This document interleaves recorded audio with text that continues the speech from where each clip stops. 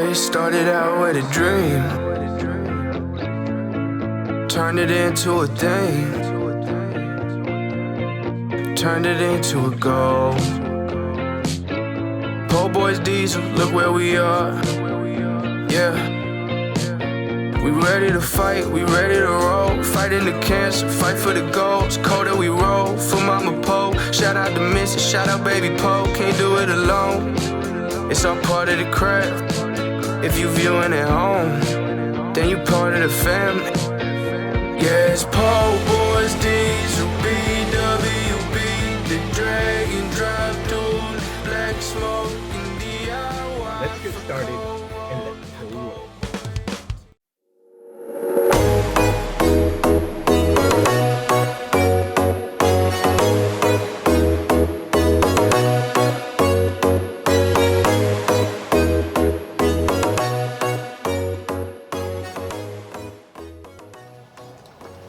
Alright guys, so I was able to put the new, what do you call it? Little canopy here. Same way as it was with the other one. And I'm gonna install my handy dandy light. This is the light that I use to work over this here without having too much hanging over me. I just tie it up to the little bars there and work from that. But yeah, I'm just gonna go ahead and find a couple hooks. I don't know where the other one is right now. I'll go ahead and put that on together and then I'll set it up so that way we have some good lighting. So you guys can see we're already losing daylight. It is already around 5:30. So I wanted to make sure I get everything set up. I don't know how far we're gonna go into it today. However, if I can't work in here, I got another trick up my sleeve that I'll be doing, so stay tuned. Well, it sure took a little while to set everything up, but I got everything set up so far. As you guys can see behind me, we do have the little canopy as you saw before. We got camera set up over here. Got another one running time lapse over here. Got my little phone over there listening to some good old music. And well, I don't know quite yet what I'm gonna do today, but hey, we're gonna get into it one way or the other because it's been too long. Let's go.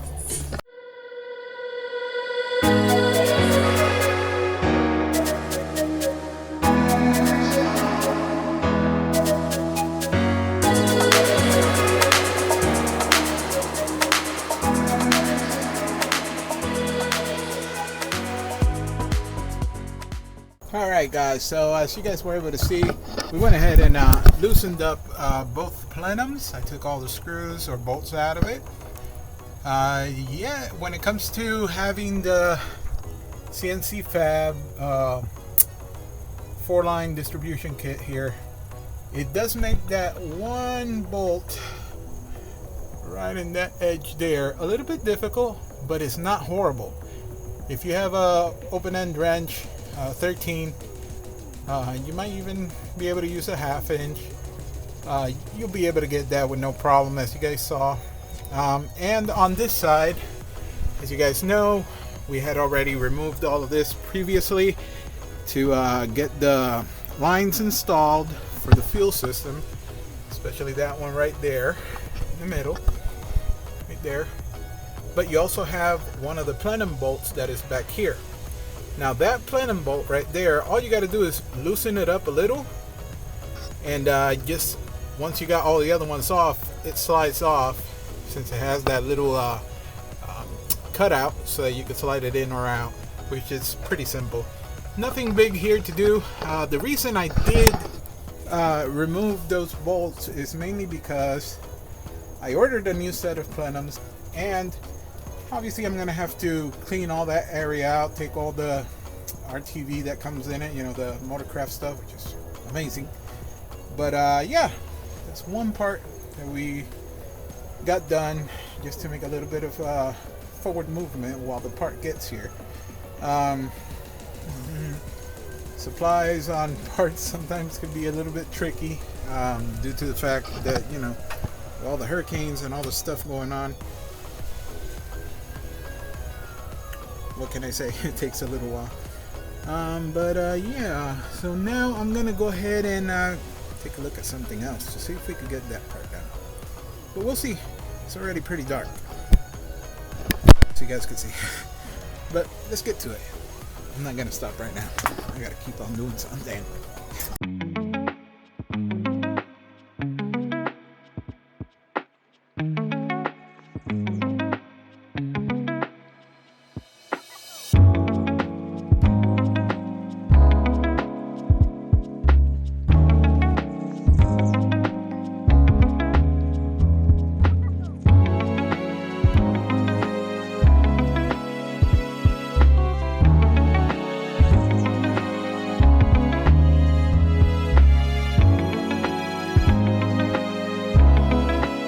Alright guys, so as you guys were able to see on the time lapse, I've been doing a little bit of time lapse because time is running kind of quick and it's already 9 o'clock at night and I don't want to be doing too much noise. But as you guys were able to see, we removed the ECU out of the BATTLEAXE, and as soon as I took it out, you can see here it's got some writing on it. Obviously it's the right for an O2. It is meant for F-250. That's the same thing. Automatic, that's great. DPC 462, blah blah blah blah blah, whatever. This must be the company who may have refurbished it, I guess, at some point, or they got it at a junkyard. I'm not sure, but DPC sounds like the converter place, but I don't know. Anyway, I went ahead and removed all 6 bolts from it, as you guys can see. And also, I don't know if you guys noticed on the time lapse, but I also went ahead and did a little cutting here. This is the plastic case that actually houses the ECM, and well, did a little cut there. Just a little cut there. Made a little hole. So I'm guessing you guys are pretty aware of what's going on here. Jesus, I am so thirsty. Hey, that bottle's empty. I gotta get another one here. So yeah, now that you guys seen that we went ahead and made that hole to make it I don't know, somewhat accessible. We'll see what it all comes down to. Pardon me while I have a drink from this beautiful bottle of water, which has a koozie from none other than Power Hungry Performance. Not trying to say anything here, guys, but yeah, let me have a drink here real quick.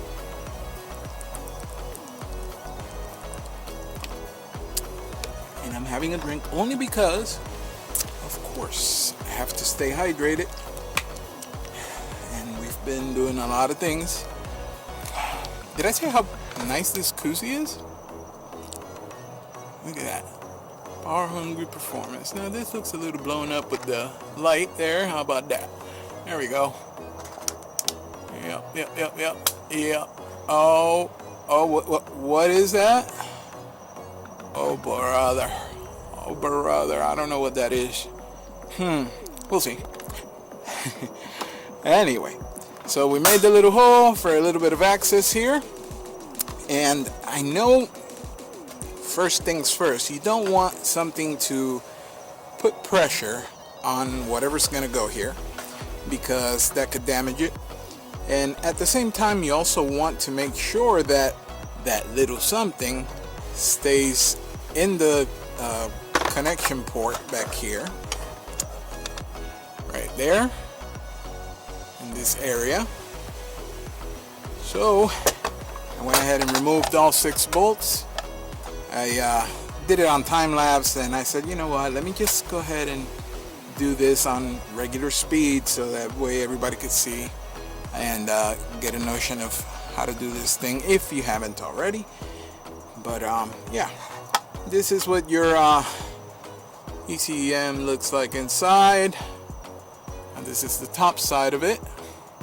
As soon as you unbolt these 6 little bolts that hold this cover onto place, they are long, They are long. They're about maybe 2 inches or 1.5 inches probably. And it also removes the bottom plate. Okay. Now the bottom plate is a little bit thicker. I'm guessing it's mainly for heat sink issues and stuff like that. But it's about the same thickness as the casing itself on the sides.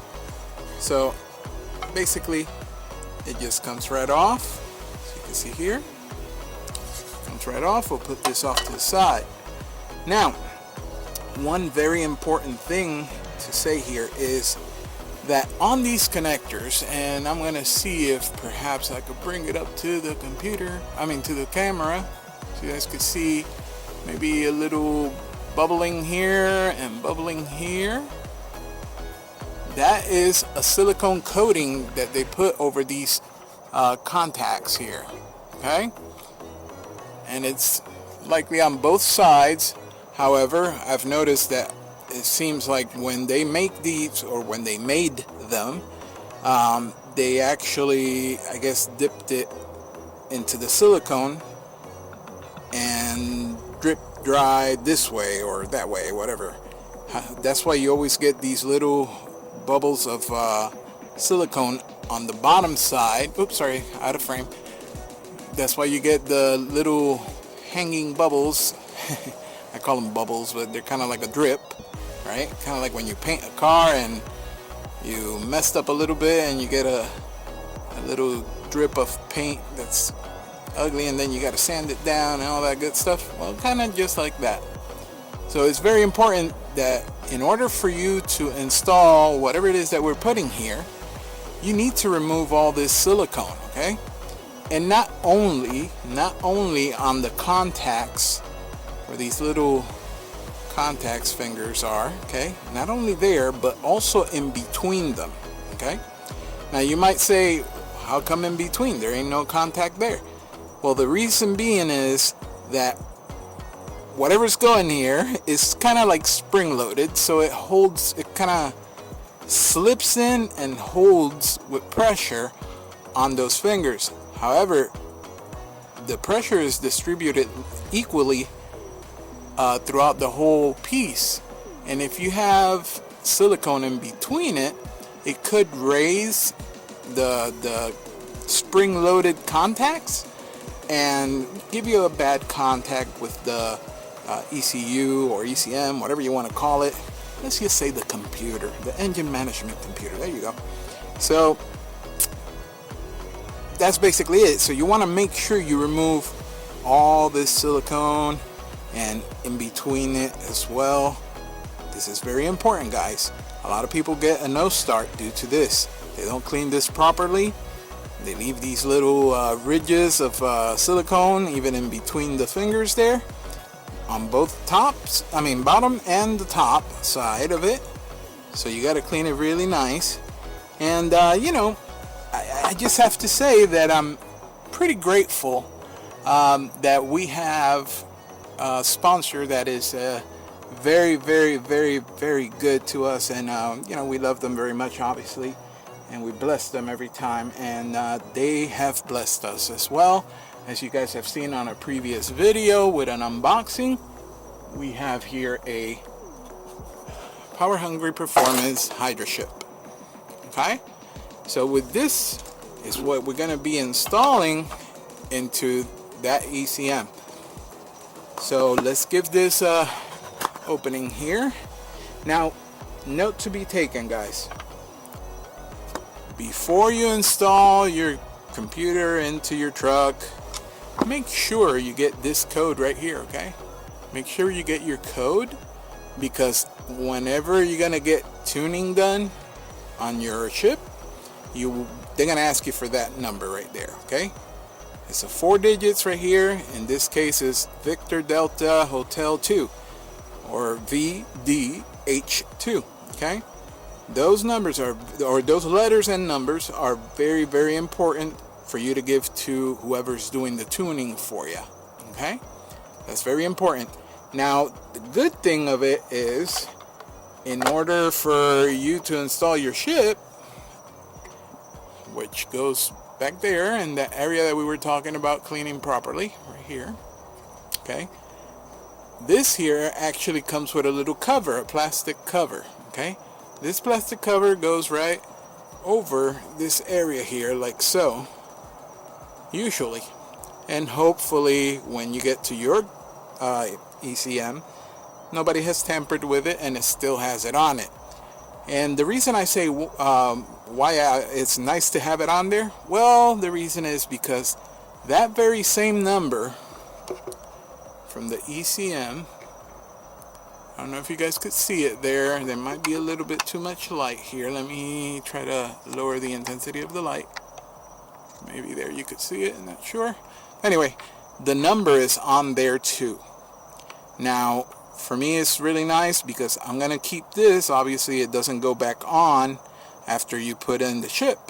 So I'm going to keep this handy because we're not going to give this truck a startup right away, okay? We do have to get a tune. Some tunes for the oversized injectors, the 180/30s that we got, and obviously we also have an upgraded forced inductions turbo, which is a little bit larger, so we want to make sure that everything works, you know, correspondingly. Okay, so the computer knows that it has the proper size injectors, 180/30s. It knows that it's an automatic. It also will know that it has a what do you call it, a larger turbo when they make the program. So they're gonna, you know, increase certain parameters to make it work in tandem. You know, everything works together nicely. And yeah, I really couldn't say anything better, but that I'm thankful for Hydra, Power Hungry Performance. I have to say, beyond all the tuners out there, I personally believe that Power Hungry has created the best one. Now, one of the key features that I love most about these tuners, these chips, is the fact that, well, you could order your tune from your tuner and they could send it to you via email, and then you download it onto the chip from your own computer or laptop, whatever it is. Okay, that is amazing, because back in the day, and I had it before also, I had one of those 6-position knobs. I'm not going to mention the brand, but and they work, you know, they really work. But anytime you want to change a tune or have any what do you call it, revisions or anything like that to your tunes, you gotta get down under the dash and pull out your ECM again, or pull out the chip and send it out to your tuner so that they could flash it, reburn it, and then send it back. That takes quite some time sometimes, okay? Depending on how much work they got, it could take, you know, 2-3 weeks. I've waited for them before. I'm not gonna lie. And a lot of the tuners, I'm not talking about the chip itself, I'm talking about the person who creates the tunes, have actually walked away from tuning those. Not all of them, but a lot of them. And this just makes it so much easier. Not only that, instead of having your 6-position chip, you could hold a whole lot more tunes into this unit than you could on the other one.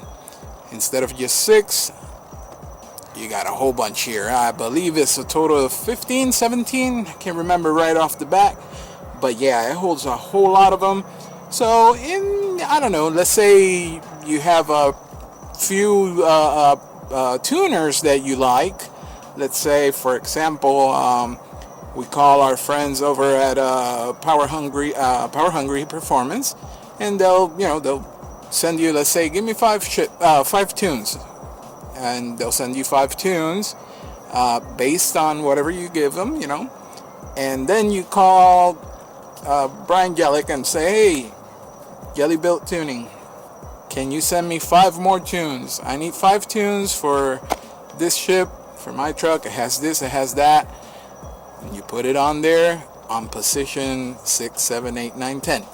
Then you call Gearhead, okay, Gearhead Sales, and you tell them, hey, I want 5 tunes for this truck, and I got this, that, and the other, and they'll send it to you through the email. drop it into position 11, 12, 13, 14, and 15. Okay, now you got 15 different tunes, 5 per tuner. Okay, so 5 from Power Hungry, 5 from Jelly Built, and 5 from Gearhead. Now I'm only mentioning these names as a reference, obviously. Yeah, they all do a great job, but there are some that, you know, some people like more than the other, as I do too. And you know, it really makes it a whole lot easier, a whole lot more user friendly. And now they have all these little parts where you could actually put your control piece here. Let me see if I can pull it out. It's not that it's big, don't get me wrong. It's only about 2 inches high by maybe 1 wide. It's really tiny. Then again, I got pretty big hands, so I don't know. But anyway, that's basically it. Let me put it next to a Sharpie for reference. This is a normal Sharpie with the fine point, and you can see it's not really big. Okay, it's not big at all. But anyway, they sell now a lot of little adapters where you could put this like on your ashtray hidden, so when you open your ashtray, your Hydra control is right there. They also sell a piece, this controller actually, round, so that you could put like on your gauge pod. Okay, so it'll look like a normal gauge, except it has the little numbers and the 2 buttons for you to do your settings and whatnot. Okay, but this is a really easy to conceal area piece, so you could put it anywhere so nobody is messing around with it, especially if you're having somebody else driving your truck or whatever. There's a million things that you could do with your tunes. You know, you could put like a valet mode, so that way nobody goes over a certain speed when they're using your truck, especially if you've put a lot of expensive parts or you really care about your truck and don't want nobody beating it up. That's what you could do. You get one of those tunes. They have tunes that'll make your vehicle quieter. I mean, we all know how rowdy these 7.3s are with the injectors clacking and all that stuff. And you go through a drive-through, let's say some fast food store, and you're trying to order, they can't hear you. They have a tune where they call it the silent tune or the whisper tune. You set it on that tune, and the sound is dramatically changed on the vehicle. Now, that's not a tune for you to drive on. It's only for that purpose. Like, you pull up and you don't want to make a lot of noise, or you're warming up your truck and, you know, you want to, it's kind of late or too early in the morning and don't want to make too much ruckus for your neighbors. You set it on that tune for a little bit, and that's it. You're ready to roll. As well as there's a lot of other things that you could do, like a no start. You know, you can set it up so it doesn't start, kind of like a, I don't know, let's call it a security mode. And obviously, you know, your performance modes. You know, you could go anywhere from you know, light towing, heavy towing, medium towing, towing performance, economy. Like, you know, if you do long drives, you set it up with a tune where, you know, it'll save you as much diesel as possible. And then you get into the performance parts of it, where you know, up that horsepower as far as you want to go. Quite frankly, this is the tuner that just about every 7.3 performance vehicle is using, as well as just about every 7.3 everywhere is using nowadays. So if you don't want to be stuck back in the days and you want to, you know, get up to time, okay, you want to catch up with everybody, this is the item for you. This is the chip for you. I highly recommend it. It is great. It is easy to install. I'm going to go through the process right now so you guys see how easy it is. And yeah, let's just get started on it. I'm really happy. Thank you, Hydra. Thank you, Power Hungry, because you guys have backed us up throughout the beginning of ever since the beginning of our YouTube channel. And yeah, we're going to load this bad boy, put it on there on the BATTLEAXE. So that way, as soon as we're done with everything else,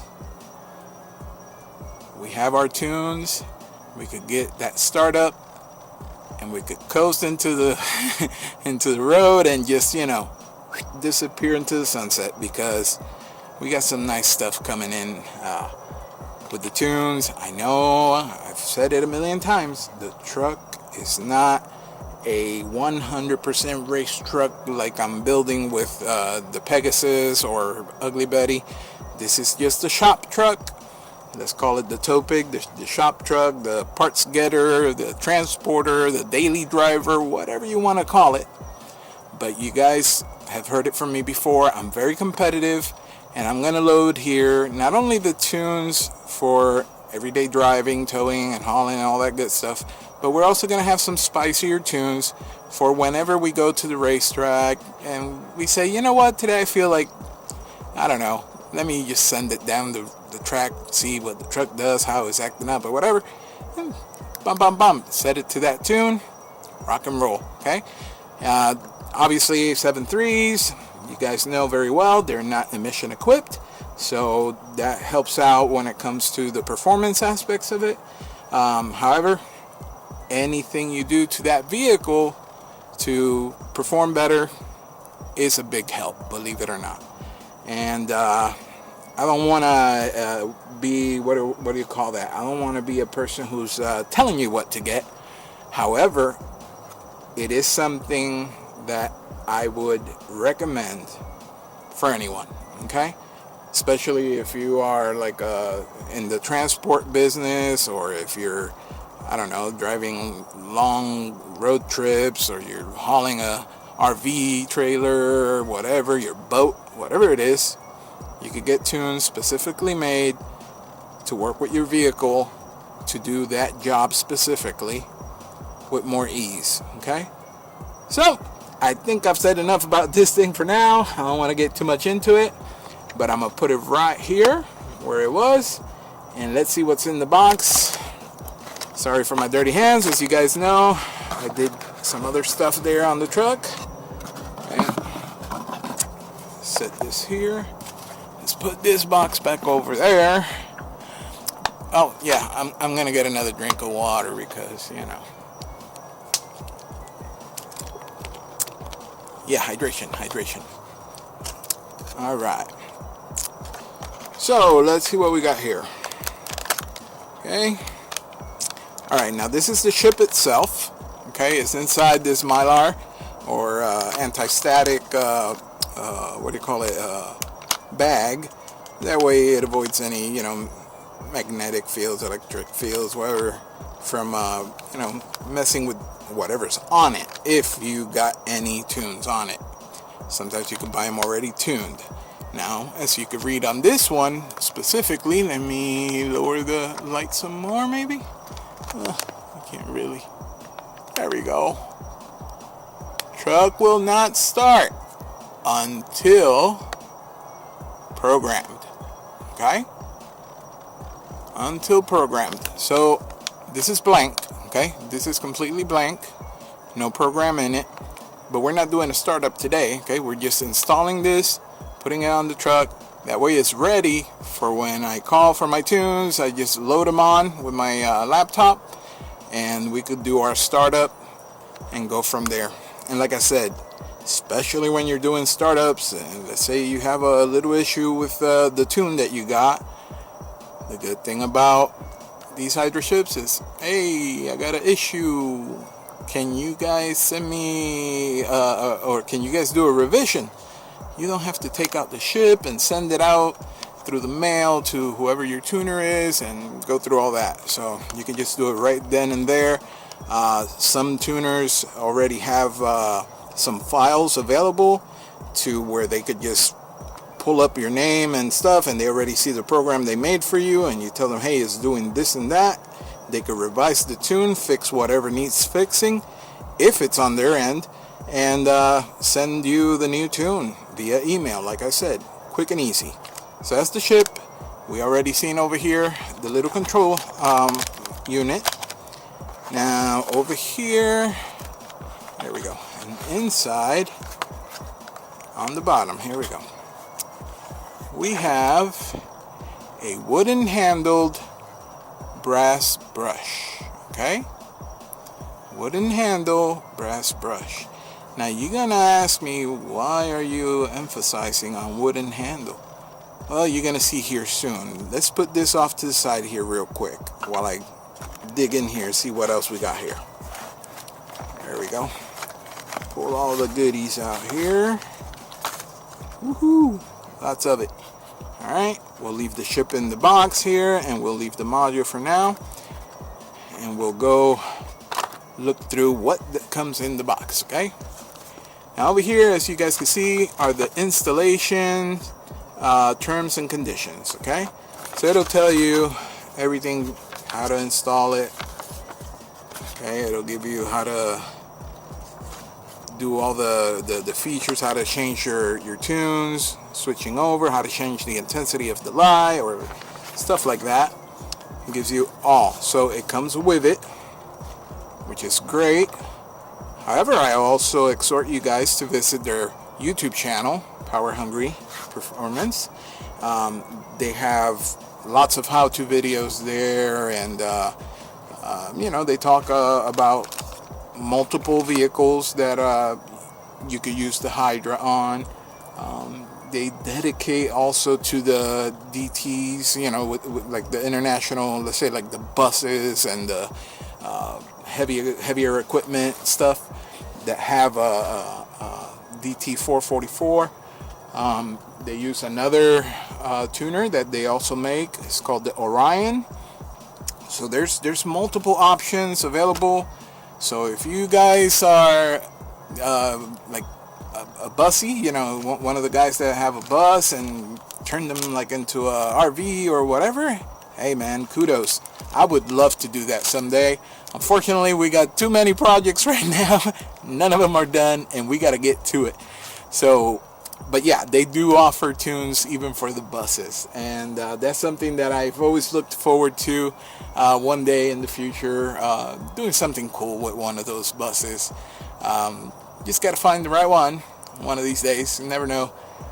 Okay, so they also sent us a nice, cool Power Hungry Performance sticker. As you can see there, the snake, the cobra. That's awesome. I'm going to set it up over here. They also send you a little Scotch-Brite, okay? The Scotch-Brite is part of what you're going to use to clean those terminals also, okay? Here is your tuning cable, okay? As you can see, it's kind of like a USB, micro USB on one end, and the other end is a USB, I'm guessing a 2 or 3, which is just a regular one, basically, what you would have on your computer or on your phone type charger.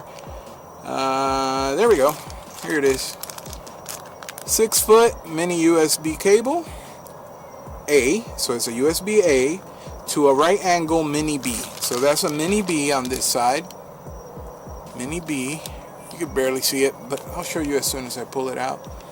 Mini B and a USB A on this end.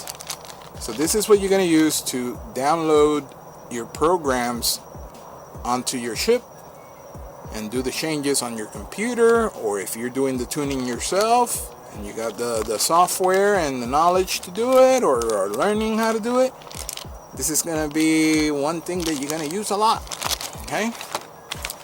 Then over here we have a ribbon cable, okay? This ribbon cable is actually what connects your controller, the little square right here. It connects your controller onto the ship, okay? So while this is under your dash, basically behind the emergency brake pedal, okay, inside your computer, your ECM, the control module, you want it somewhere where you could reach it, you know, have access to it easily. So you have this ribbon cable that connects this to this and gives you that length that you need to place it in wherever it is that you feel is more convenient for you, okay? Now, it is pretty important for me to mention that they also sell these cables and and the tuning one as well, the USB, they sell them in different lengths, so you are able to get them, you know, if you have, I don't know, you want to put it in the back seat. I don't know why, but hey, let's say you want to, then they'll sell you a ribbon cable that's a little bit longer so that you can reach those areas that you want to reach to put your Hydra ship controller. Some people put them inside their center consoles, so you know you'll probably have to go under the carpet and up the center console and a little hole or whatever, have it inside your center console. That way it's completely covered until you open the center console, and then you click, ready to go. But yes, they do have them available. Over here they also include some tie straps. Okay, these zip ties here are because they don't want you to put on these two screws that go on this plastic casing, right? Those two screws that hold it onto the base that's on the truck, inside the truck itself. So what I did was I cut this hole out. The reason why they don't want you to do that is because if you have your ship here and you're passing your cable through here, this back plate is gonna apply a certain amount of pressure. But once you bolt it into the truck and you tighten these, it's gonna put an immense amount of pressure in comparison to what is recommended for the ship itself. So that way you don't mess up your ship, okay? So what I do is I will use those bolts, but I do make this big hole in the back, okay? This is going to give it that extra room. Nothing's going to be pushing on it too firmly. What I will do, and you will see as we get there, but yeah, I make this hole. I kind of put the computer in and I measured, I scribed, I don't know if you could even see them, but I scribed some lines about where to where I'm going to need, just so I could follow through, and then cut down here. And I kept all the factory tabs intact, so I didn't cut any of these, so that way when I reinstall the computer in the truck, everything falls into place correctly without any issues. So that's what I did. Anyway, let me set this over to the side again, and that, and what else we got here? Yes, it tells you right here, use the included brass brush to clean your PCM on the J3 port, which is that port that I showed you that has all the little fingers that you want to take off all that silicone and stuff, okay? And then you get the scrubbing pad, which is like that little Scotch-Brite thing, to clean it afterwards lightly, okay? That's gonna make sure that you have really, really good contact on both the ship and the computer itself, so that way everything just makes the most contact as it can, so that you get all the information being passed over from the ship to your computer and vice versa. So very important to clean and do it right. This is, like I said, a lot of people have had no starts because either they put too much pressure on the ship and it just broke that J3 connector, and that is costly, because then you'll have to replace. If you break that J3 connector, if you break this part here, you're basically breaking the board, okay? This part here, if you break that because of excess pressure, or you could break your ship as well. So you don't want to go through that. So just take your time and do it right. And like I said, when you're going to clean these, the bottom is probably going to be the heaviest coat of silicone on it, because like I said, I think when they dip them, or however it is that they apply that silicone on it, they must have it facing this way, and it drips and it leaves a bigger amount of I don't want to call it residue, but extra stuff, let's say it that way. But let's get started on this, and we are going to start with the back side, okay, the bottom. So we're gonna set it up right here, just like that. Let me put it a little bit, I'm trying to make it visible. Let me intensify more of the light. That way you guys can see what we're doing here. Let me see if I can bring it even closer, because I want to make sure you guys get to see everything about it, how it's done.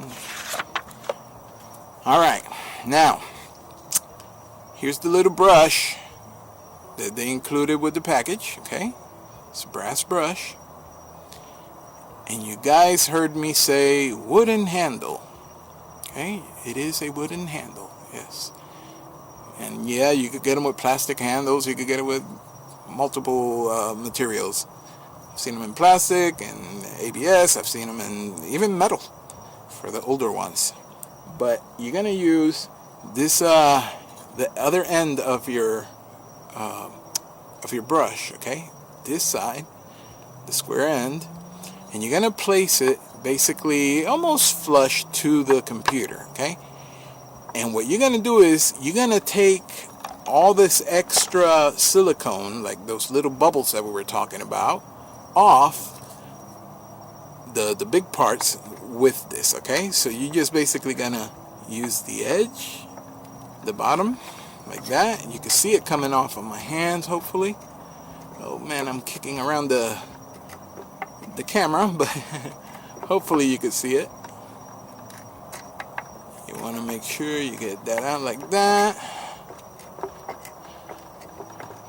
Now my finger is underneath it because I want to make sure that I'm not flexing on the board. So I'm actually putting upwards pressure as I'm lightly pressing with the wooden handle of the brush. Okay, and you will see here that there's quite a bit of that silicone coming off. Okay, quite a bit of it, and it's, you know, it's just, I don't know if you can see it there. Let me see if I could bring my finger closer. Yeah, there you go. Look at all this stuff here, all that silicone. Okay, so you're gonna make sure all that stuff is off so that you can have good contact with your ship. So I'm gonna continue here. Let me put my finger here because I don't want to have any issues. Like so, just to remove the big stuff. Like that. Okay. Now use the little edge, the corner of the wooden handle, and go between these fingers here, all the contacts between it.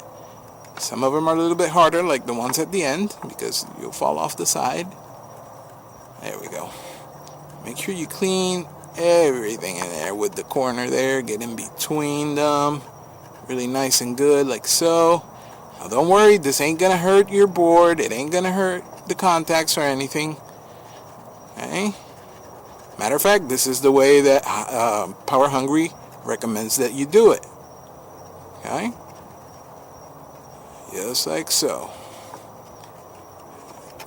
Use the little edge, like I said, the little corner, to remove the in-betweens.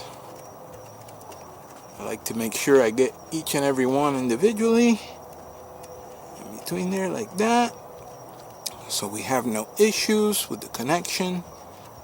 Okay.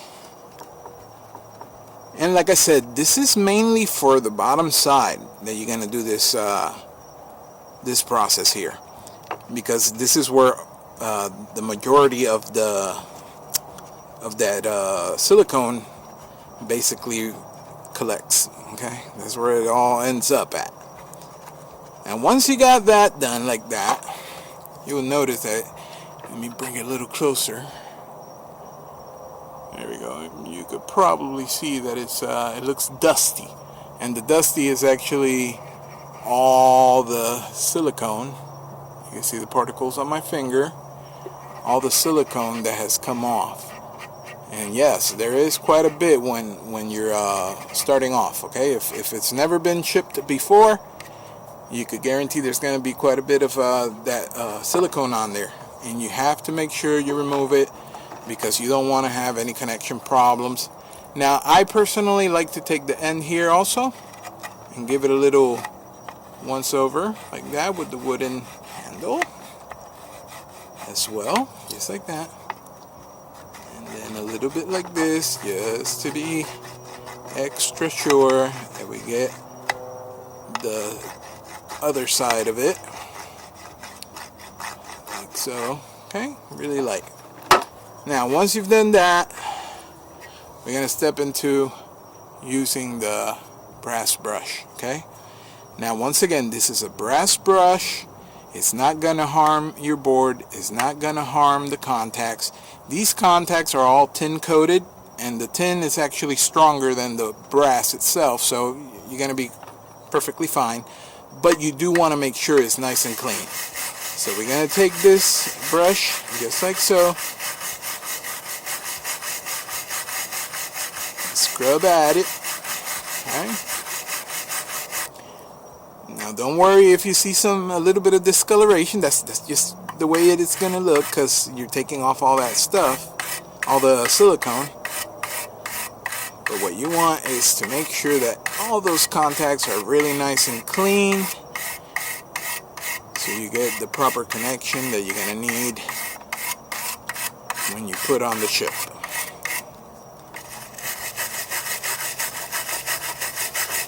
Just like so.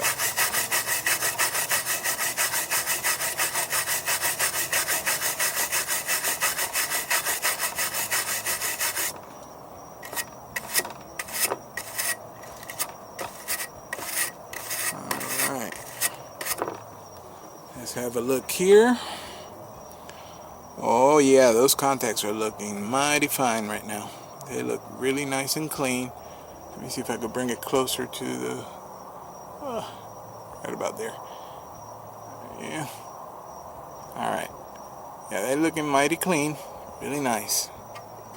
Really, really nice. Okay. And then we're going to move it to the other side. We're going to go into the top side of it. Okay.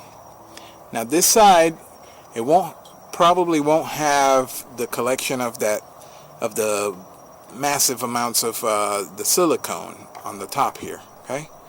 However, me being me, trying to always be an overachiever, I guess, I don't know, I'm going to set it down. Now please notice that I put the back plate again there, just so I'm not pressing the board against the table here. And I'm just going to do a little light push with the end of the wooden handle, to get some of that in between stuff and whatever is excess, on it. If there's any excessive amounts, it'll take it off. And believe it or not, this one does have quite a bit in those areas there. I use the little edge. This side is a little bit more trickier to get to because you still have the cage, the metal cage on it, so it may seem like it's a little bit harder, but it really isn't. It's not that bad. And as you can see, the size of the wooden handle basically goes right through it. So if you hold it in a nice angle, you could get into there and take off the bulk of the silicone like this, the bottom end of the wooden handle, just like so.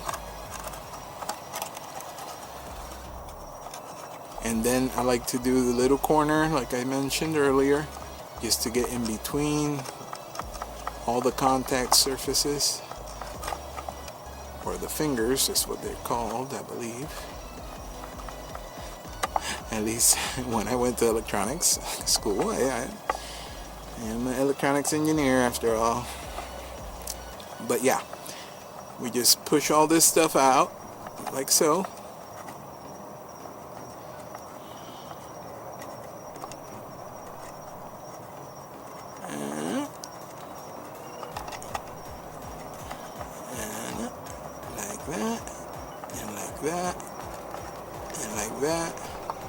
Ooh, I hear an airplane. Alright. So once we got all that stuff, let me bring it up to the camera. What am I doing? Oh, there it is. You could probably see all the residue. I don't know if you can or not. Yeah, you can see the residue at the bottom here. All that stuff. Let's pick it up with our finger here. Yeah. All there. Yeah. Alright, so we got that off. Now we're going to take the brass brush side of it. And like I said, it may seem a little bit more trickier because, like I said, you have that cage there. But go ahead and use your little brush over those contacts.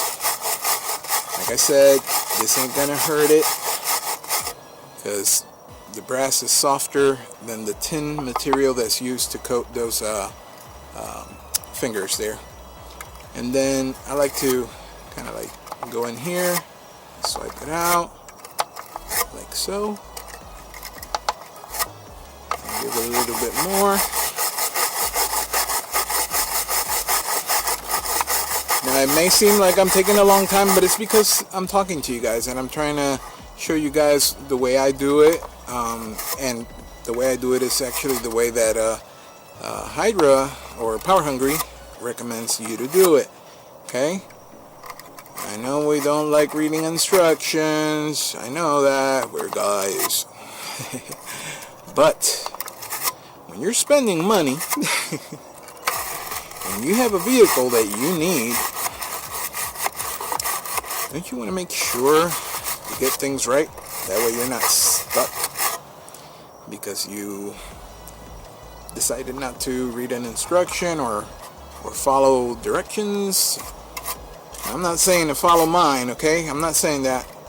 But like I said, you guys should check out Power Hungry Performance on YouTube as well. So that way you can see the way they do it. Okay? Just like so. Alright. That looks nice there. I might get off of the camera here so I can look at it close. Please excuse me for that. Or I'll just bring my head closer, that's all. Oh yeah, those look nice. Those look nice. Okay, so now that we got that all nice and cleaned up, ooh, look at all the excess that came off. Alright, let's put this over to the side. Now what we're going to do is we're going to get that little piece of Scotch-Brite that they supply also. And we're going to hit those fingers just to make sure that they're nice and polished up for when you install your Hydra on there. Okay? A couple swipes, nothing major, just a couple little wipes like that, like so. You don't want to overdo it, just you want to make sure that there's no silicone, and you could feel it. You'll feel it because when it has silicone, it's much like over here, it's actually sticky. Okay, it's actually sticky. You'll feel it sticky if it has it. Okay, so just do a couple swipes of this with the, what do you call it, the emery cloth or Scotch-Brite. Oh yeah, that is looking quite nice, quite nice. Just like that. Yep. Alrighty, now let's do the other side. Just the same way, guys. Same way. Let me put the bottom plate. I just don't want any of this stuff putting any pressure on any of the transistors or any of the what do you call it, the microchips and stuff like that, so I don't ruin anything. You got all these little resistors and you don't want to knock off by mistake. Okay, so I'm going to put it back on the housing to work on the top side of the computer, like so. And we're going to do the same thing on this side. Okay, and give it a little light brush like that with the Scotch-Brite. And I like to go with the grain at the end, always. Just do like that.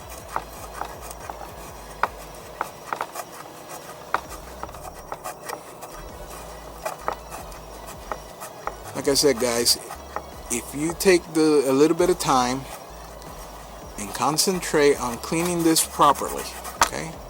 If you concentrate on cleaning this properly and you get all those in-betweens really nice, okay?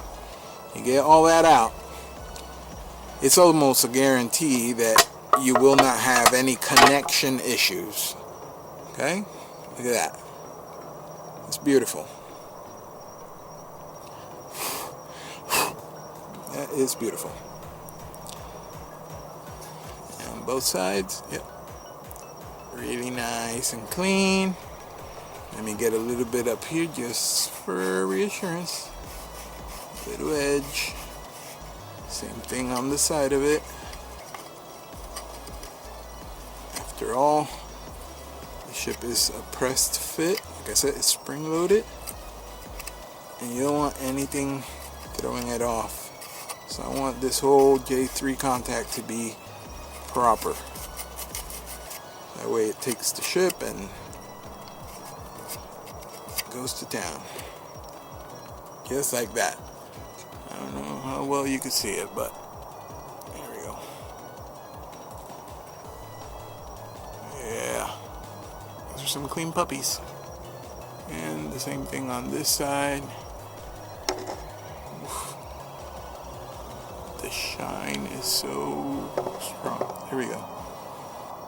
Okay, they're really nice and clean. There's nothing in between any of the fingers. It's all nice and clean. Let me double inspect over here as well. All nice and clean. Everything looks awesome. Awesome, awesome, awesome, awesome, awesome, awesome, awesome. Alright. Looking good, good looking. Alright. Now what I'm going to do is I'm going to go ahead and take this ECU inside real quick because I want to blow it off. Get all the residues off of it. I like to keep it electronics as clean as possible, even though they do have that silicone covering. I like to keep all the excess debris out. And this one's got silicone even on the metal. Like I said, you know, they really try to make it as weather tight. Let's call it that way. Weather tight. Not watertight, but weather tight. Okay? So it's going to keep it weather tight. Obviously, being inside of the vehicle, the only part that's outside of the vehicle is going to be this end connector, which is covered by a watertight plug. So you'll be fine on this end. But, you know, inside the vehicle, it's just weather tight. And like I said, you do have this orifice in the back. Even if it has the little plastic plug that comes with it on it, this isn't enough to make it any watertight or anything like that. Right, so now that this is set up, I'm gonna go ahead and jump over there and give it a nice little air blowing to get all the residues off, and I'll be back before you know it. Whew, let's get on the camera. Alright, be right back. Alright, so we're back. We went ahead and blew this off real nice. Make sure that there was no residues on it. I also went ahead and blew this off. And the other lid as well. Just to make sure that everything is nice and clean for when we put it back together. Alright? Now, like I said, putting back together is real simple. It's just like doing the reverse of taking it apart. But I'm going to put it together here for you guys so you see how it's done. Remember your back plate. Make sure you use the side that has this little opening here, because that's basically where your J3 is going to be. Okay? Just like that. Bear with me here. I'm going to go ahead and give this a little... I got a little bug that came in here.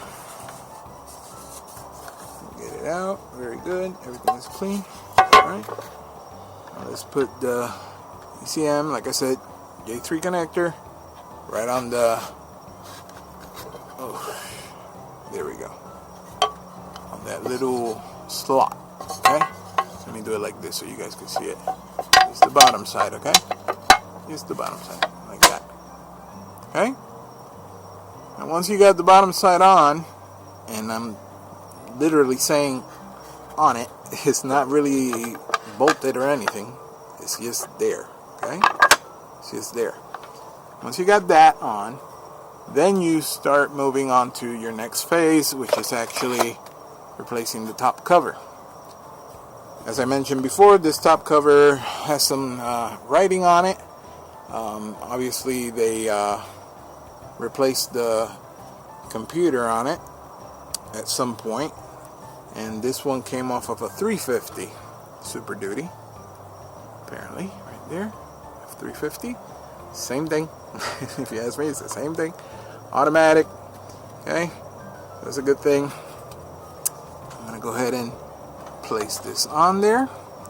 And yes, I did break the seal, okay? These bolts, these two bolts here, two center bolts, actually had a red coating. I don't know if you could see it there well. You can see a little bit of the red there. Same on this side.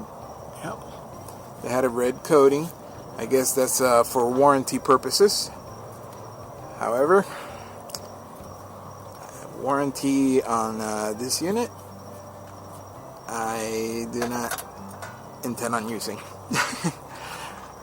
So yeah, that's that put together. Over here, took a little baggie, and I have placed all the bolts on there so that way I don't lose them. So we'll go ahead and pull these out here. Now I'm going to take the two with the red dye on them, the red, I don't know if you can see it there, yeah, you can see it, the red ones, and put them right where they were, in the two center positions. This one also has red, a little bit there, I don't know if you, yeah, you can see it there. Little red, center position, right there, the center ones. The other four, just whatever, set them on there, like so. Just like that. Okay, once you got that, you want to tighten these bolts up. Okay, I'm using my little ratchet here, and we're using a 5.5 millimeter socket. Okay, 5.5. I don't know if you can see it there. It's really hard to see on shiny surfaces stuff, but anyway, I have it upside down to begin with. But it is a 5.5 millimeter.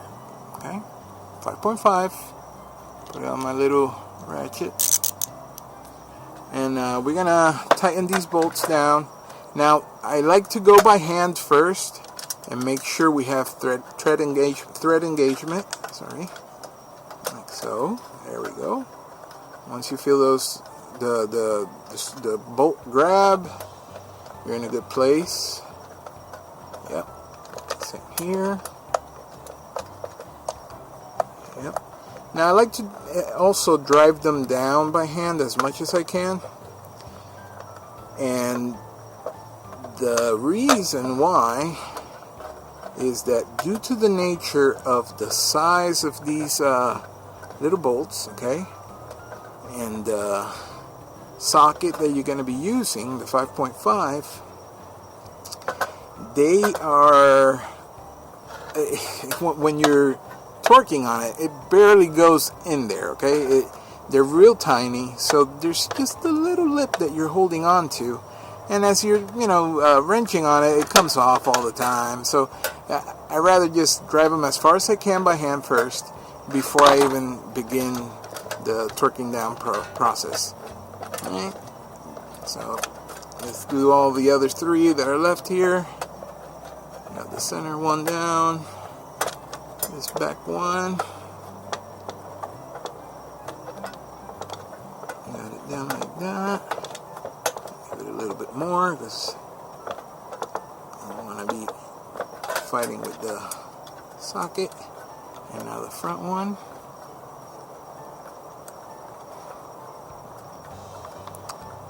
Just like so. And now we get our little ratchet and bring it. Oh, see what I mean? Be coming off all the time. So trying to hold it right at the head of the ratchet. That way it doesn't move as much. Like so. And let's go to the next one. As I bolt this one down, obviously the other ones may show that they're a little bit looser now. And it ain't completely tightened up. I just did a little bit.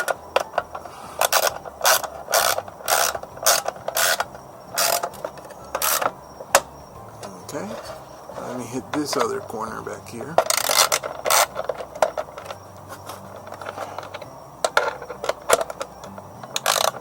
Like I was saying, the little socket, you're just holding on to a little bit of the bolt.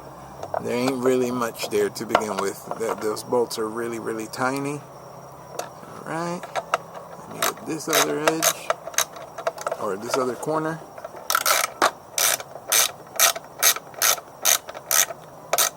And like I said, I like to hold it right here on the head of the ratchet.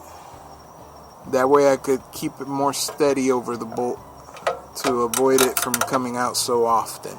It's going to come out regardless, but holding it there makes it a little bit easier. And it avoids that socket from coming out of the bolt head there. Or the bolt head. I'm going to hold this one until I can get down and get in there. There we go. Okay, so now that all of them are basically hand tight, now I'm going to give it a little turn. Yeah, if it doesn't come off like that. Little, I get them, hand tight, and then I give it like a quarter turn to make sure it's nice and fastened. There we go. Same with this. Good. Last one. Ooh, this one's loose. Alright. Get there, and then quarter turn. And now the ECM is ready. It's completely put back together. Obviously, we're not going to use the cover here anymore right now. So, we go on to the goodies. What are the goodies? Well, the goodies. We're talking about the ship itself, okay? The ship is going to go in now. You got to make sure you have your ribbon and possibly your USB also, okay? But let's open this bad boy up. Like so.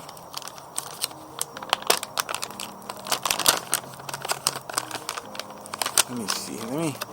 I don't know why, but I want to smell this. Yeah, it smells like freedom. Alrighty. Now notice how I hold the ship by its sides, okay? I'm not touching any of the components itself. Just to avoid anything from, crossing in or whatever. But you will see here, we have some plugs, okay? That plug right here, the longer black one, which is a 2, 3, 4, 5, 6, 7. That's a 14-pin plug, okay? That 14-pin plug is gonna be for your ribbon cable, okay? This one right here. So let's go ahead and remove the ribbon cable from the baggie.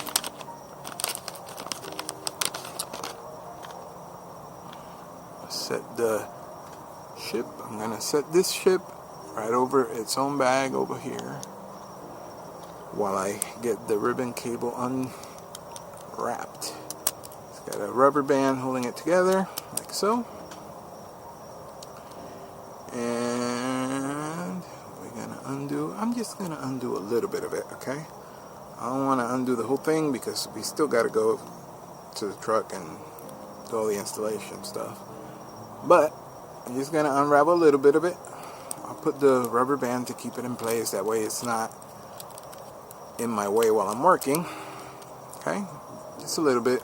I'd say that's good 7 inches approximately available right now, so that way we could work with it meanwhile. And yes, it is a 14 pin actually. It says it right here, 14P in the back.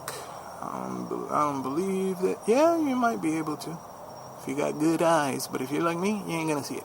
But it says 14P, and that is gonna go right into here. Okay, now make sure that you are aware of the position, okay, because it has a little guide on the back side here. You can see it has like a little guide in the center that actually pairs up with this tiny slot in the middle right there. So you want to make sure that your ribbon cable pairs up with that, okay, just like so. So let's put it in. Bear with me, I'm off of the camera because I want to make sure I don't bend any of the pins as I'm putting it on. And yeah, alright, just like that. Alrighty. Okay. Once the cable is in, you should see no gap in this area here. Should be covered by the little slot that the cable has. Okay? Just like so. Now, let me set this down here again, the Mylar. I'll put the ship there, and let's pull out the tuning cable. Alright?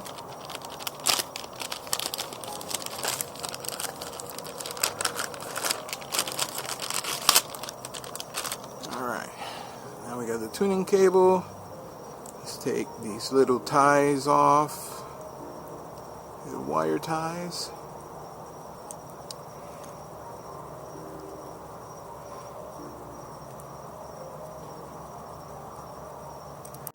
Alright, sorry about that. Had to change the battery there real quick. Alright, so we got the tuning wire here. Here you can see the plugs. Once again, you got a USB-A, and then you got I believe it's a micro mini USB, whatever it's called, I forget, mini B. Yeah, it's a USB mini B. Okay, and it's in a 90-degree angle. You can see it sideways there. There you go. Just like so. And this end of it right here, let me put a tie strap on the rest of it because we won't be using it right now. I try to work as comfortable as possible at any time I'm doing anything. Unfortunately, that doesn't always work out, but I always try. So we're gonna see the ship. We just put this wire on it. Now over here you have another plug. That's where your tuning cable is going to go, okay? The mini USB. Okay, now I want to make sure that I look into it so I know what position this wire is this plug is going to go in. I don't want to be trying to put it in the wrong way and spend all this time possibly damaging the connection, the connectors itself. So make sure you look at it, pair it up, so that way you know you're getting the right position for it. And we're gonna just like that, and it's in there. Okay, once you got that part there done, you will notice that this ribbon cable feels kind of awkward because it's facing down to the front. Same thing with this one.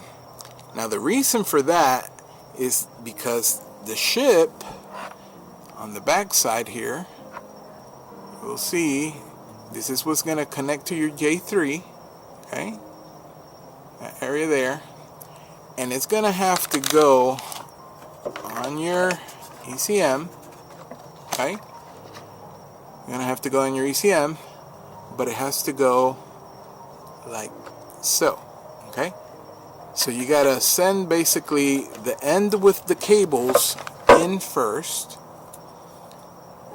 I'm trying to hold it by the wires for now. so I'm not, or by the sides at least, okay? So that way I'm not touching any of the components of it. I don't want to cause any issues. And you be gentle and slide it in there. Make sure you got everything nice. Once you get to this point, okay, you want to put it upright so you could see well. And you want to make sure that this connector goes into your J3 as straight as possible, okay? And I'm going to line it up like so. Make sure the wires are not in the way while you're doing this part. Line it up and push it in like so, okay? Now she is completely in there like swimwear. She's got good connection. We cleaned it up really nice. And yes, you will have these wires sticking out of it, okay? Now your computer has 2 wires sticking out of it. So, like I had mentioned before, they don't want you to put on your 2 bolts on the plastic cover slot thingy where your computer goes, because it will apply pressure to this end of the chip, okay? Since it protrudes, okay? It sticks out a little bit. That's why I did the cutout here, to avoid any pressure from it, okay? Or any excess pressure. Now I'm going to take a second real quick. I'm going to go inside because I have to grab something that you guys might find to be funny, but it's what works. It really is. So I'll be right back. Let me stop the camera so we're not wasting batteries. And we are back. Alrighty. Just not my drink.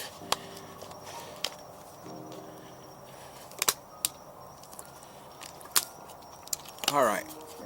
So I ran inside real quick because I wanted to grab something that I like to use on these here, which is actually recommended also. It's recommended by them.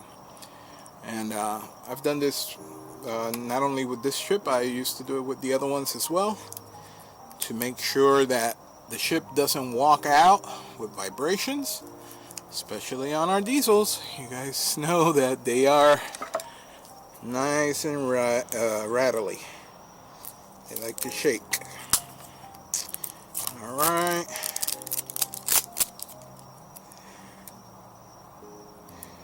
Let's see here. This is quite possibly one of my favorite duct tapes. Okay.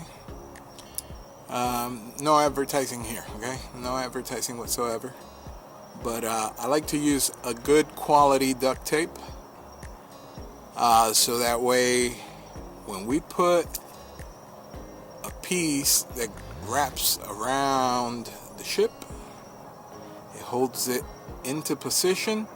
Vibrations are basically not a factor as much because it holds the chip in place and it won't rattle out and cause a false contact, which in turn will probably give you some issues, okay?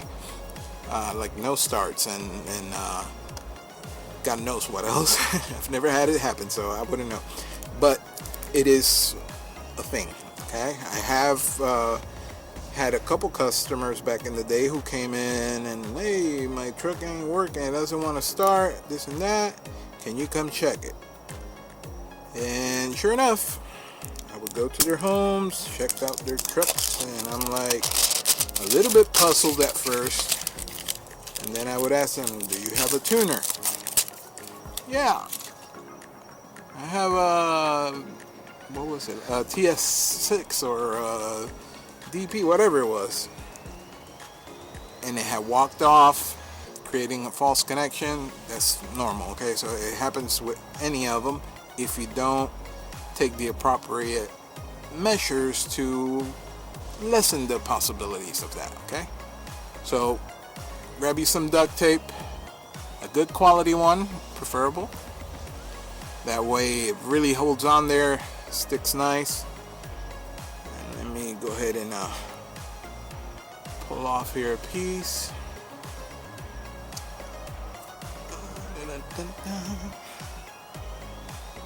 Just like so. Whoa. This tape is so good and so strong that even when you buy a new roll like this one, it's hard to pick that very first little bit out to undo it from the roll. So what I do is I just pull off a piece and I cut off the very beginning of it,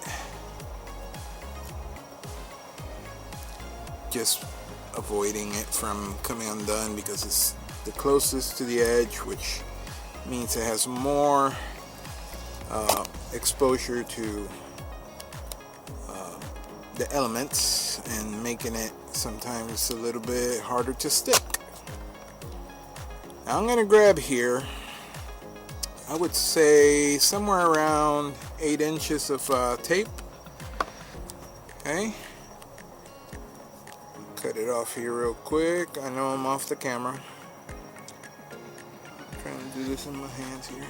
Alright, just like so. Okay, so you can see here I got about 8 inches of this tape. Now what I like to do is the following. I like to put my wires up like this a little bit first. Keyword first. Okay. And I face the computer up like that.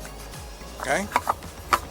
Now you want to make sure, like for example now I just had this computer on the table, and you want to make sure you don't have like all that dust or whatever on it, so that the tape can adhere the best as best as possible, let's say it that way.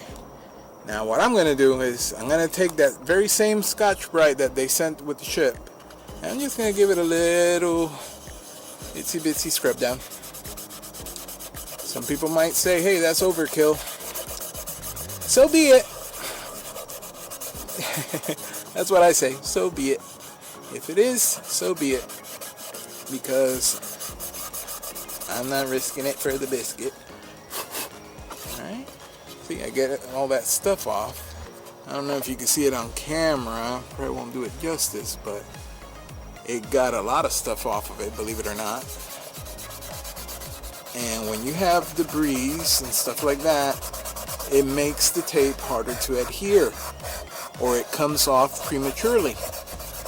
You know, so if it was going to last you a year, all of a sudden it lasts you 3 months, you probably had dust and stuff all over it. So that's what I like to do. I like to clean up those areas. Same thing on the top side. Okay, right over the ship area, like so. You can even see that the writing on it is kind of fading out a little bit when I do this. So now the hardest thing is this X bar here. Now this X is meant to strengthen this lid, okay? It's just meant to make it stronger so it doesn't bend, or it tries not to bend. So putting tape on this is going to leave you a gap, okay?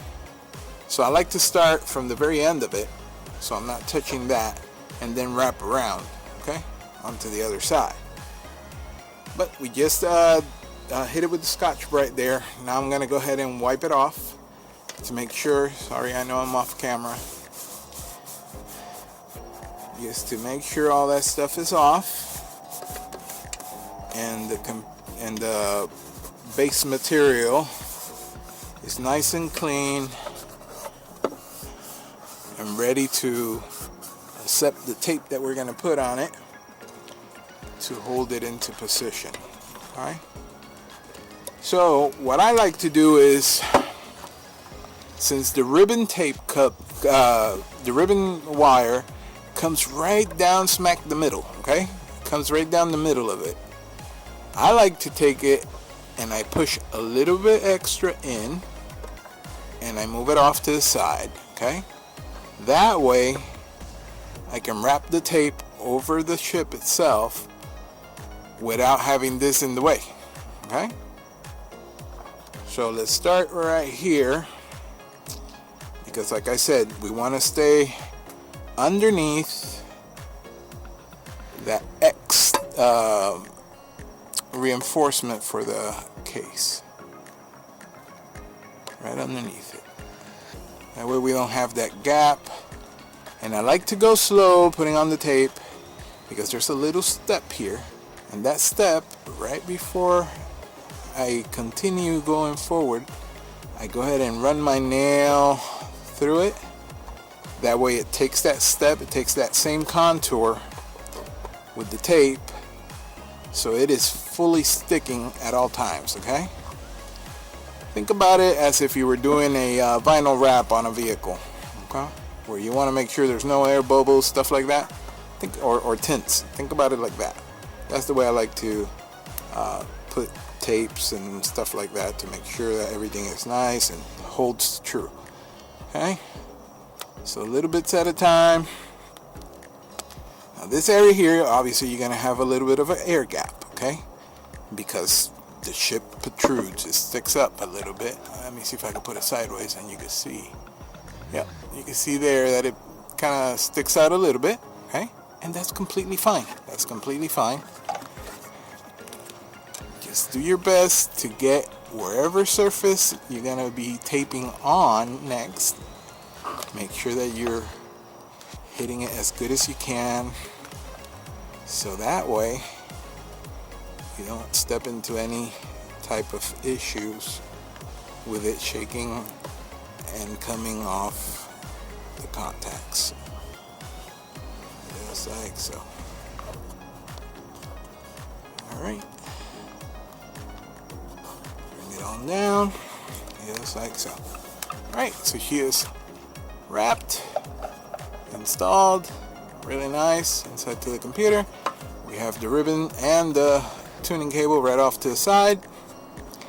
Now what I'm going to do is I'm going to take the sleeve, the plastic sleeve, okay, for the computer, and we're gonna take the computer, and now we're gonna I don't have to, but I'm gonna do it anyway, just to show you guys and make it a little bit easier.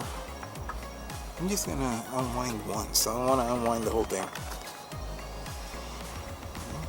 Unwind it a little bit. Just like so. Alright. So what you're going to do is you want to take your cables and you want to make sure that they go through that opening that we made at the back. You can see here. Just like so. Okay. Now that cable is, oops, sorry, I'm shaking all the camera. Sorry. Got that there. Now let's pass the ribbon one also, okay? Now the ribbon, make sure you follow the ribbon. Don't try to twist on it too much. Don't try to yank on it. Ribbon tape, ribbon wires are great, okay? They're great. They make it extra nice for tight spaces and areas that have you know, a lot going on, let's say it that way. It reduces the amount of space it takes, okay? But you don't want to be kinking it and, you know, potentially breaking the inside of it. Now you can see here that even when I bottom out the computer, the chip has all that space still. It hasn't, it doesn't have the backing here pressing on it, which makes it a whole lot easier and nicer, so it doesn't, you know, break your chip because you had the full cover and you jammed it in there and all that stuff. So you want to make sure you got that, but the tape is also essential so it doesn't come undone while you're driving around or doing a pull or whatever it is that you're doing. But yeah, that's basically how you install a Hydra chip onto your ECM. And I'm gonna jump over to put it back on the truck, and I guess I'll have to figure out where I want to put the USB and where I want to put the ribbon cable, because that's where our little control module is going to go. But for now, I'm just going to install this back into the truck, so that way we get that part out of the way. I'll see you guys over there. Alright, so you'll be able to see this is the sliding bracket where your ECM goes, and it has a big hole back here. I can't tell really if you guys could see it due to the fact that I got you positioned on the floor upside down, all that good stuff. Trying to see. Let me see, maybe with my phone I could record a little piece and pass it over. Let's see what we can see here. That's how I got you guys positioned here. So I don't know how good of a shot you guys are getting for this, but you will see here, this is the sliding bracket where your ECM goes, and that hole back there that you see actually goes into the engine bay. Okay, so you want your plug, basically this end, to go into that hole so it can stick out on the engine bay side. Okay, so let's start with that part here first. I can't hold the phone at the same time, but I got the other camera going, so if anything I'll change it back. You go like this, and we're gonna go between here like so. So I can get in between, up and over, like so. Once you're in the slide, you go straight in. You want to make sure you don't have anything blocking the path of getting in there, and you want to go sideways and then down. That locks it into place. It has like a little notch that holds it in place there. Alright, so we're back in position where it needs to be. Before I tighten it, I want to make sure I have a nice pathway of where I'm going to put my ribbon cable and the tuning cable. That's what I want to find, a nice pathway, so it's nice and not getting kinked or beat up, like so. Alrighty.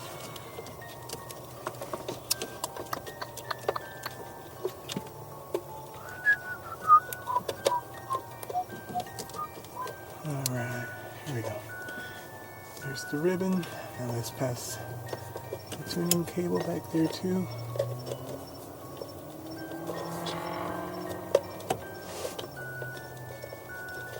Like so.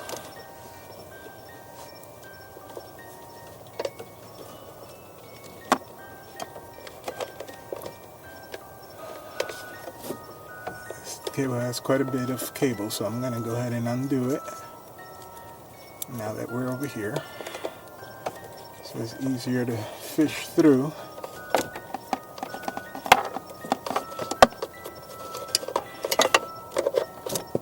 Like so. Once you got it out of your immediate way, where you're working with the computer itself, with the ECM, then you could proceed with your next step. And in my case, it's going to be putting the little bolts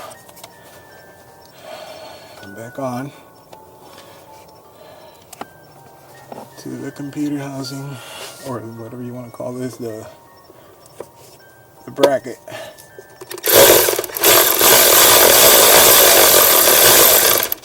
And I'm not even close to the hole, I guess. Where are we at? Wish I could hold this up here. Let's get creative. A little bit of emergency brake. Maybe that. Yeah.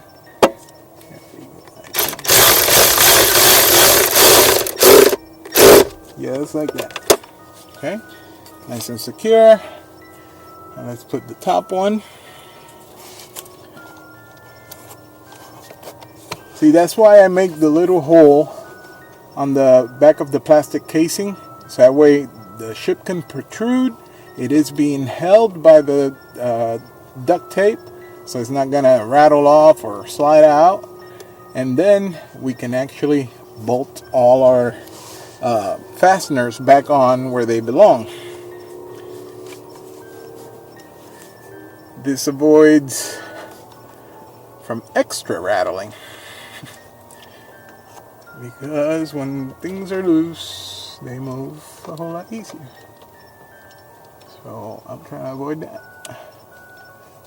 And I'm in a position where I can't see right now. I'm gonna have to move the phone after I found a nice cool place for it. Alright. I gotta...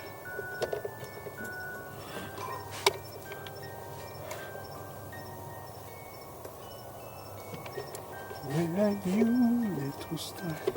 There we go. Alright. Now, make sure that you're not pinching the... Oh, I just dropped the screw. Or the little bolt there. Anyway, make sure that when you're going to put on these bolts and stuff, you are not pinching on the wires. The ribbon wire or the tuning wire or any wire whatsoever. You definitely don't want that. Okay? Because tools are cool, but they can do damage if not taking good measures on preventing anything from happening. So what I do is I pull it up.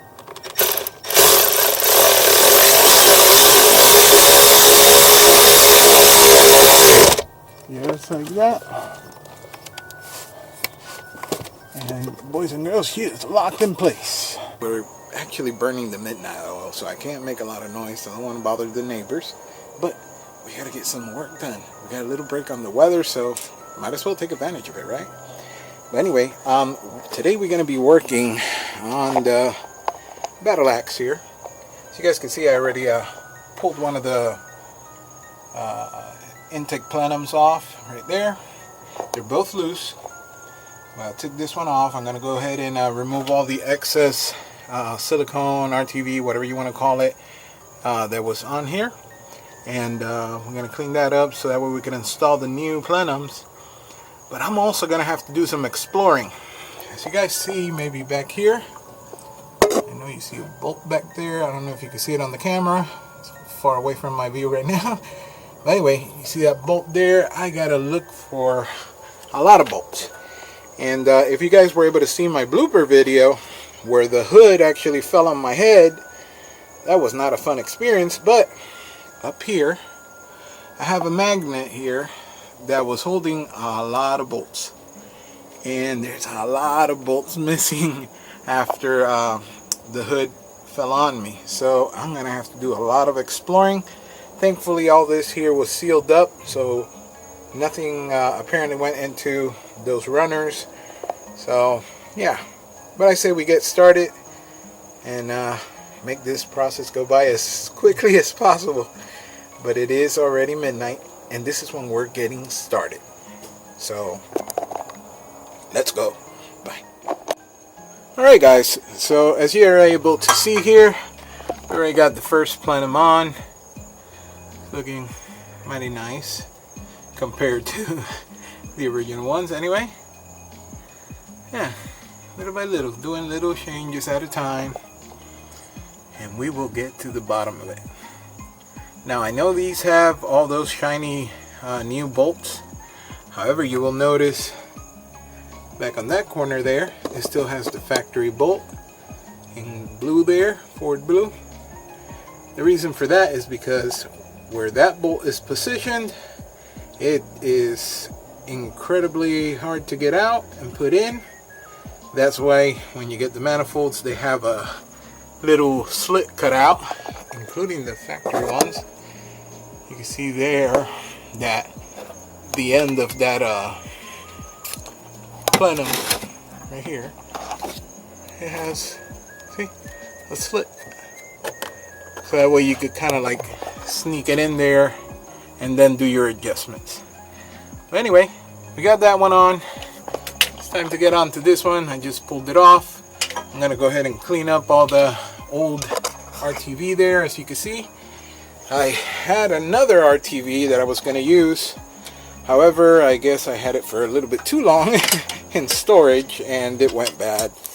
But we always use, I don't know, maybe it's too much light. Here we go. You see there, we used the Motorcraft one, RTV silicone, blah blah blah, all that good stuff. If you read it, it actually says it's actually meant for the 7.3 in a little place. I don't remember exactly where it was unless they've changed it, but either way, we got the right stuff. This stuff, once you put it on, guys, please know it's going to be hard to take whatever you put on off, okay, because this really sticks down to it. And we did a light coat on the head side and put the plenum on it. I lightly bolted them down so that they could really get nice and the RTV set in properly. And now we're going to do the same with this one, but we got to do some cleaning, like I said, prior to. So let's get back to that right now. Alright, cold rollers, so as you guys can see here, we have the second plenum on for our good friend here, BATTLEAXE. Let me lower that light there a little bit. There we go. Plenum number 2 on. I wanted to do it this way just for the fact that we have the CNC Fab 4-line kit. As you can see, some of the lines run right over the plenums. Now, this one right here, that little corner there with that bolt can be somewhat cumbersome, okay? It could be a little bit harder to get. So, with that being said, be careful. Okay, be careful when you do it. Or, if you have the opportunity, go ahead and put on your plenums first, and then do your 4-line feed kit, which will work perfectly fine. However, if you already have the 4-line kit already on it, and like I said, in my case, it's more of a experiment in a way, because I want to be able to find out all the kinks, all the difficulties that I might encounter if this truck was to break on the road. And if by any chance, which I doubt it, I have to remove those plenums, that bolt can be a little bit of a pain in the rear end, and I really need to know that ahead of time so I'm prepared for that. So, you know, if you know about bending hard lines, that might be something that you might want to adjust a little. I'm not saying anything about warranties or guarantees. I don't know if it would affect it, but I personally, I'm willing to take that chance. I know how to deal with these lines, so I'll go ahead and, you know, give them a little spacing. It's just a tiny bit to make sure that that bolt could go in and out. Do I recommend it? On a personal note, absolutely. Now, if you're talking about the way that perhaps the manufacturer of these parts might say it's done, probably not. So you might want to consult with them before you do it, just to be on the safe side. I understand that sometimes, you know, warranties, guarantees, whatever might be important to people, and in my case it is, but that's one thing that I had to absolutely adjust in order for me to put on that bolt and be able to take it out just as easy in the event of an emergency.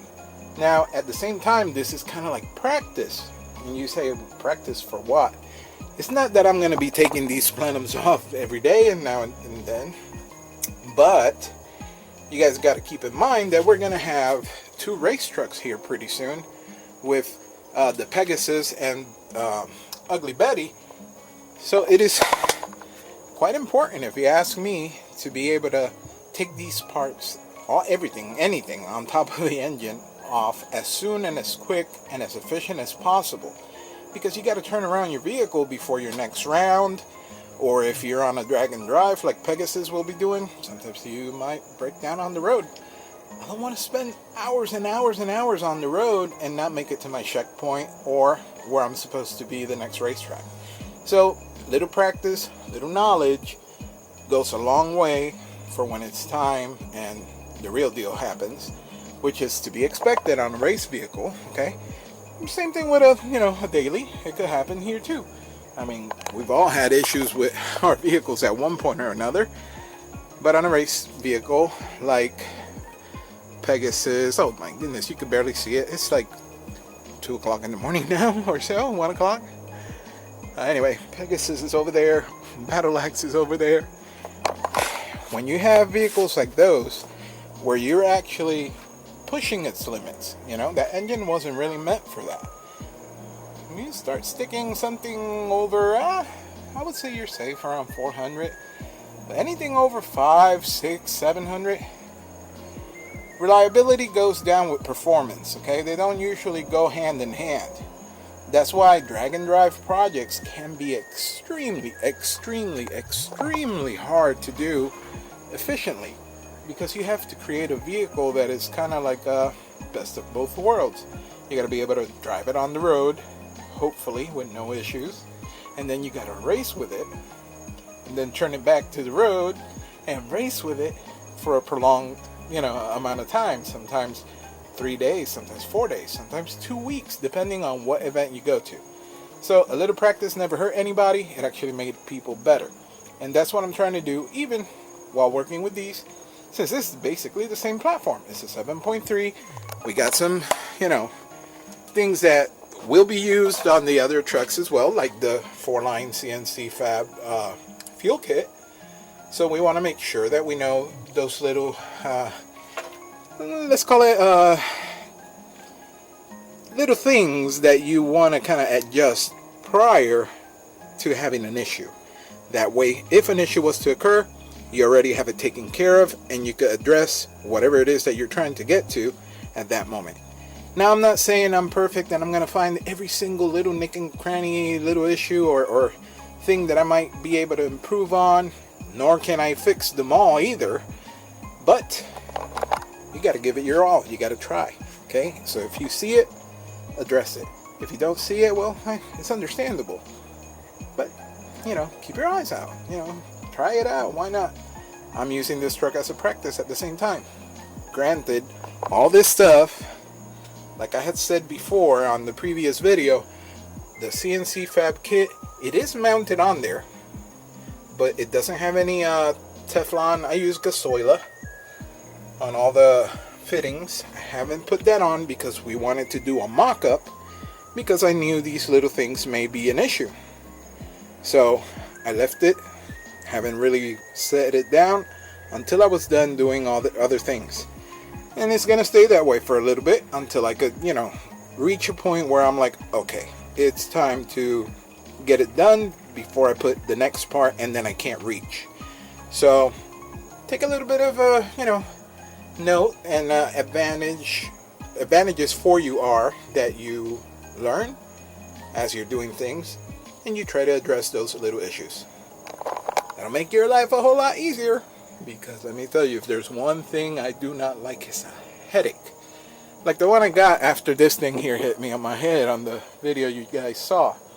Now so far I've been able to find 3 bolts, and I added them back up over here. 3 bolts. I'm sure there are some on the ground itself. However, well, BATTLEAXE is taken apart. There's no batteries. There's nothing on there right now. She can't run right. So I can't move the truck to explore what fell down there or whatever. We'll get to that eventually. And if I can't find them, I have no worries, because I have about, I don't want to say it, but I have about 4 or 5 engines of these. We have the 3 trucks and, no, sorry. Yeah, 4 engines. That's what I have. 4 engines, 4 7.3s. So I have to do what I can so that when I put these engines together or set them up for whatever purpose, I know these little things need to be addressed, and that way it doesn't catch us by surprise. And like I said, especially for the racing, where you need to do things in a very, very timely manner, or else you get disqualified sometimes if you can't make it. So I'm trying to make everything possible to work as it should, and if there's any little issues like the one I just mentioned, I try to address it. Okay? Alright, so I don't know what I'm going to get into now, but I'm probably going to go ahead and stick that little controller, which I never did, the controller for the Hydra, put it in that little spot where I said I kind of like it, so it's not in the plain view. I'm going to go ahead and do that. But man, those Plenums, they might not be the best Plenums out there, and they may not be the prettiest ones, but they sure look beautiful in comparison to the originals here. Use that tape, trust me. It's not no wives' tales when it comes to that. And you guys saw that I do the little cut on the plastic casing that comes for it. That there is mainly to give you some room, since the ship protrudes a little bit from the computer. You don't want to put pressure on it, it could break. We don't want that, so I make that little cut so that way it has room, and I'm still able to put the bolts on that hold the whole ECM in place, you know, and not needing to use the little tie straps, which are a great option if you're going the other route. Okay, don't get me wrong, they have it down packed correctly and they give you everything to do it, so you should be fine. The only thing I got left is to place the little controller wherever it is that I'm gonna place it. Hopefully we could get some more work done on this truck. I'm really happy, believe it or not. I'm tired because I've been so busy, and you know, last few hours I've been videotaping here, trying to get this little video out for you guys. But yeah, it's quite a bit to go still, and I gotta get to it. I was missing working on the truck, but like I said, you know, humanity comes first to me, and I had to, you know, I've been working on helping some folks out, and that to me is it fills my heart, and that's all I need in my life, to be honest. All right, co-rollers, so as you guys were able to see, we did quite a bit. Today is a different day, actually. I forgot to film the outro, but I wanted to make sure that I did for you guys. And as you can see behind me, BATTLEAXE right here is actually resting, not doing much. And yeah, there's no canopy over her. That's right, no canopy. And that's because I'm trying to be a good boy. I'm putting it away every single night. Every time we work on the truck, I put it away just to make sure that we don't have more losses that we've already had. So I just wanted to stop, make sure I had an outro for you guys, and let you guys all know that I love you, God bless you, and let the coal roll. Oh, boys, diesel, BWB, the drag and drop tool, black smoke.